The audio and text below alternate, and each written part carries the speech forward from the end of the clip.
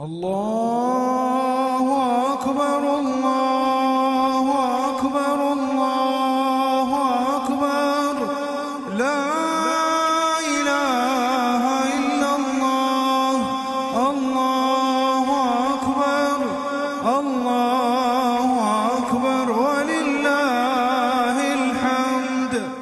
اگر آپ اس چینل پر نیو ہیں تو چینل کو سبسکرائب کر دیجئے اور میری ویڈیو کو لائک اور شیئر کر دیجئے اور بیل آئیکن کو پریس کرنا مت بھولیے گا تاکہ میری ہر آنے والی ویڈیو آپ کو مل سکے۔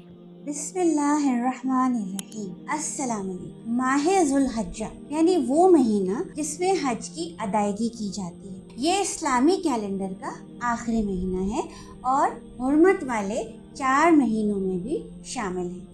اس عظیم الشان مہینے میں نہ صرف حج بلکہ قربانی جیسی عظیم عبادت بھی جمع کر دی گئی ہے۔ سبحان اللہ، یہ دونوں عبادتیں ایسی ہیں جن میں اللہ تعالیٰ نے اپنے بندوں سے بے پناہ اجر و ثواب اور بخشش و مغفرت کا وعدہ کیا ہے۔ رحمت کونین صلی اللہ علیہ وآلہ وسلم کی وہ حدیث تو آپ نے یقیناً سن رکھی ہوگی جس میں آپ صلی اللہ علیہ وآلہ وسلم نے ارشاد فرمایا کہ جس شخص نے اللہ تعالیٰ کے گھر کا حج کیا اور اس نے لڑائی جھگڑے اور فسق و فجور یعنی گناہوں سے بچتا رہا، وہ ایسی حالت میں واپس لوٹے گا کہ جیسے آج ہی اپنی ماں کے بطن سے پیدا ہوا ہو۔ اب قربانی کی فضیلت سے متعلق بھی حدیث سن لیجئے۔ آپ صلی اللہ علیہ وآلہ وسلم نے ارشاد فرمایا، اللہ تعالیٰ کے نزدیک کوئی عمل کسی اور دن میں اتنا پسندیدہ نہیں جتنا ان دنوں میں پسندیدہ ہے، یعنی عشرہ ذو الحجہ میں۔ صحابہ کرام رضی اللہ تعالیٰ عنہما نے سوال کیا، یا رسول اللہ، کیا جہاد فی سبیل اللہ بھی نہیں؟ آپ صلی اللہ علیہ وسلم نے فرمایا، نہیں، جہاد فی سبیل اللہ بھی نہیں، سوائے اس شخص کے جو اپنی جان اور مال کو اللہ کی راہ میں قربان کرنے کے لیے نکلا اور واپسی میں دونوں اللہ کی راہ میں قربان کر۔ اس مہینے کی اہمیت اور عظمت کا اندازہ اس بات سے بھی لگایا جا سکتا ہے کہ اللہ تعالیٰ نے قرآن پاک کی سورہ فجر میں ذو الحجہ کی پہلی 10 راتوں کی قسم کھائی ہے۔ آیت کے الفاظ ہیں، قسم ہے فجر کی اور 10 راتوں کی۔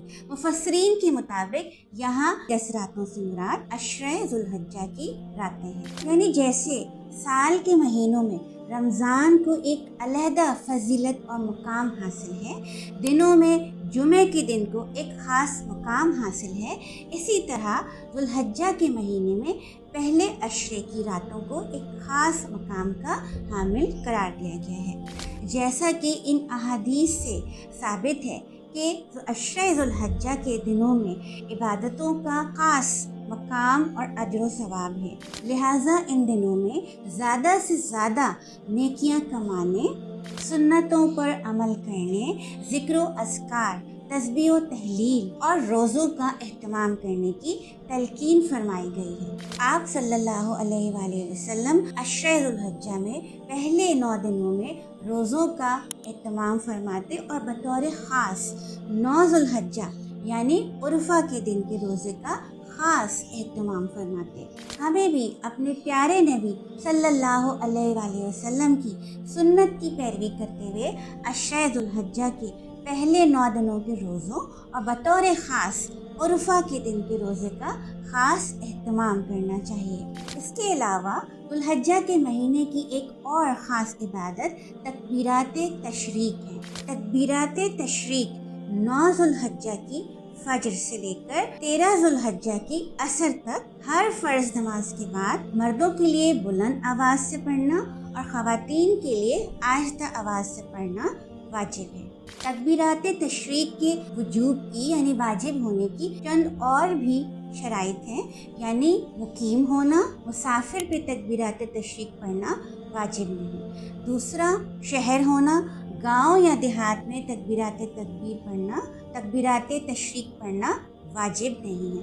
تیسرا، جماعت مستحبہ کا اہتمام ہونا، یعنی وہ نماز با جماعت جس کا اہتمام مسجد میں امام صاحب کرواتے ہیں۔ تکبیرات تشریق یہ ہیں: اللہ أكبر الله أكبر الله أكبر لا إله إلا الله الله أكبر الله أكبر ولله الحمد. माह ज़ुल्हज्जा के इब्तिदाई 10 दिनों में बाल या नाखून काटने के हवाले से भी एक कंफ्यूजन बहुत सारे लोगों के जहन में रहती है कि ये पाबंदी सिर्फ कुर्बानी करने वाले अफराद के लिए है या वो लोग जो कुर्बानी नहीं कर रहे उनके लिए भी ये हुक्म है। सबसे पहले तो मैं एक बात क्लियर कर दूं कि यकम ज़ुल्हज से 10 ज़ुल्हज तक यानी कुर्बानी के दिन तक बाल या नाखून ना काटना सिर्फ एक मुस्तहब अमल है, यानी कि अगर इस पर अमल किया जाए अजर व सवाब मिलेगा और अगर ना किया जाए तो कोई गुनाह भी नहीं है। ये दोनों तरह के अफराद के लिए, यानी जो कुर्बानी कर रहे हैं और जो कुर्बानी नहीं कर रहे हैं। और हुजूर अकरम सल्लल्लाहु अलैहि वसल्लम के कौल के मुताबिक जो लोग कुर्बानी नहीं कर रहे ये उनके लिए कुर्बानी का मुतबादिल साबित है। अच्छा, अगर आप कुर्बानी 11 ज़ुल्हज्जा को कर रहे हैं तो आप 11 ज़ुल्हज्जा तक बाल और नाखून काटने का इंतज़ार कर लीजिए, और अगर आपके यहाँ कुर्बानी तीसरे दिन होती है तो आप 12 ज़ुल्हज्जा तक बाल और नाखून काटने का इंतज़ार कर लीजिए। लिहाजा बेहतर है कि यकम ज़ुल्हज्जा से पहले ही गैर ज़रूरी बालों की सफाई कर ली जाए और बाल और नाखूनों की कटिंग से फारिग हो जाया जाए। अल्लाह ताला से दुआ है कि हमें इतनी तौफीक और हिम्मत दे कि हम ज़्यादा से ज़्यादा नेक आमाल करके इस मुबारक महीने की रहमतों और बरकतों से भरपूर तरीके से फैज़याब हो सके। आमीन।